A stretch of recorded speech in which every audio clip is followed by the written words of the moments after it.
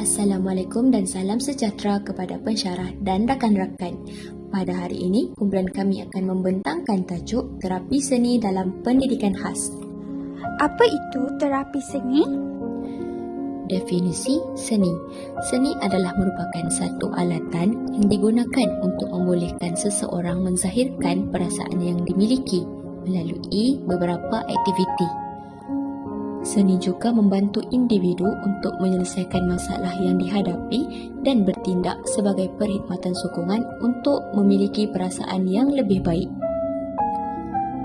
Bukan itu sahaja, suatu laporan berita menyatakan bahawa terapi seni dapat mengurangkan tekanan yang dialami oleh individu. Seterusnya, terapi seni dalam pendidikan khas. Terapi seni turut digunakan dalam pendidikan khas untuk membantu mengurangkan tekanan yang dialami oleh MBPK dan juga menguatkan kemahiran motor halus mereka. Menurut laporan tersebut, aktiviti seni yang dilakukan seperti mewarna dan melukis dapat membantu individu meredakan tekanan yang dihadapi. Apakah objektif bagi pelaksanaan terapi seni? Objektif bagi pelaksanaan terapi seni terbahagi kepada dua, iaitu murid dapat meluahkan perasaan terhadap karya yang akan dihasilkan melalui seni catan. Terdapat artikel pada tahun 2021 yang ditulis oleh Masan. Beliau mengatakan bahawa aktiviti menggambar, mewarna dan membina objek memberi peluang kepada luahan ekspresi dalam seni. Bagi objektif kedua pula, murid dapat meningkatkan kemahiran motor halus melalui aktiviti seni montaj.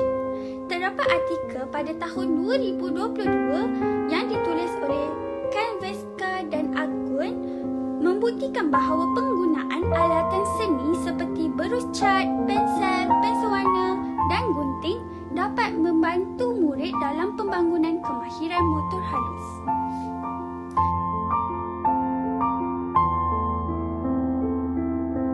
Kita masuk pada teori yang pertama, iaitu teori kreativiti, Paul Torrance, yang dikenali sebagai bapa kreativiti.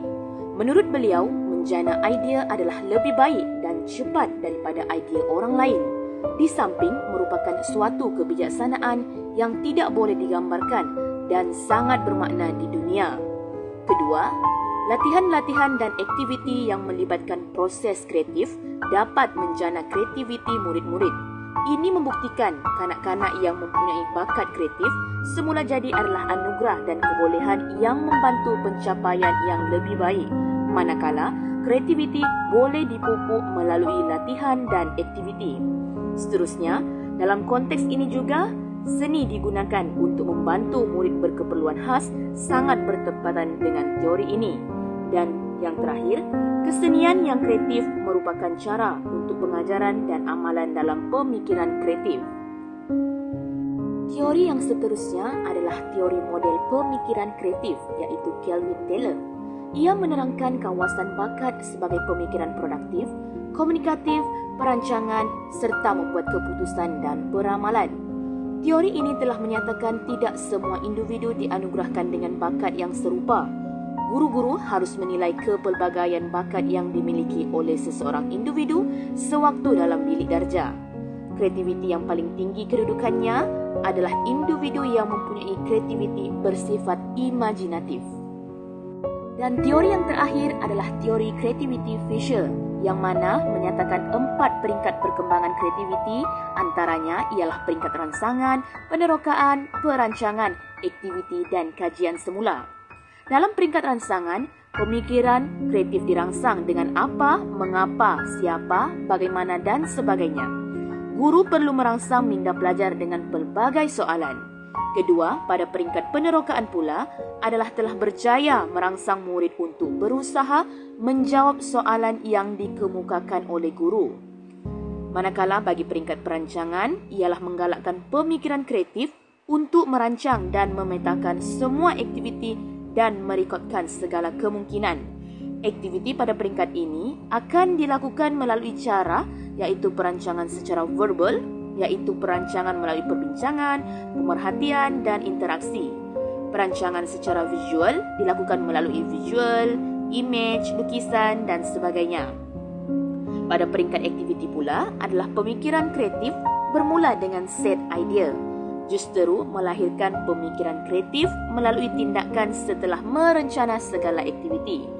Dan akhir sekali peringkat kajian semula bermaksud menilai keberkesanan tindakan yang telah diambil bagi proses penambahbaikan selain melihat pencapaian objektif kerja. Bagaimanakah pelaksanaan terapi seni catan dilakukan? Langkah yang pertama, guru akan menunjukkan terlebih dahulu contoh karya catan yang telah siap dihasilkan kepada murid supaya murid mendapat gambaran mengenai aktiviti. Langkah yang kedua, guru memperkenalkan warna dan meminta murid untuk menyebut warna yang ada pada karya catan tersebut agar murid mengenali warna yang akan digunakan. Dan langkah yang ketiga, guru akan mengedarkan kertas lukisan dan warna kepada murid yang telah mempunyai lakaran sesebuah pokok pada kertas lukisan.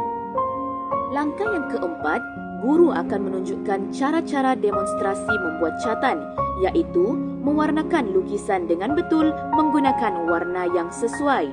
Dan akhir sekali, guru meminta murid untuk mewarnakan lakaran gambar mengikut kreativiti murid, di mana murid akan meluahkan perasaan mereka melalui kehidupan mereka di rumah, sama ada mereka gembira atau sebaliknya. Seni kedua yang diketengahkan dalam video ini adalah merupakan pelaksanaan seni montaj. Apakah yang dimaksudkan dengan seni montaj?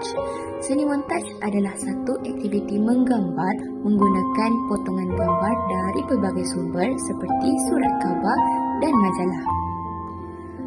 Bagaimanakah cara pelaksanaan seni montaj? Yang pertama, guru hendaklah memperkenalkan aktiviti montaj kepada murid dan membuat penerangan dengan jelas. Yang kedua, guru akan menunjukkan contoh montaj menarik yang telah dihasilkan. Dan yang ketiga, guru akan memberikan penerangan mengenai bahan yang diperlukan untuk menghasilkan montaj. Guru juga akan menunjukkan setiap bahan tersebut satu demi satu supaya murid lebih faham cara untuk menghasilkan montaj. Langkah seterusnya iaitu langkah keempat, iaitu membuat demonstrasi cara menghasilkan montaj satu persatu kepada murid supaya murid mengetahui cara yang betul untuk memotong, menampal dan mencatat.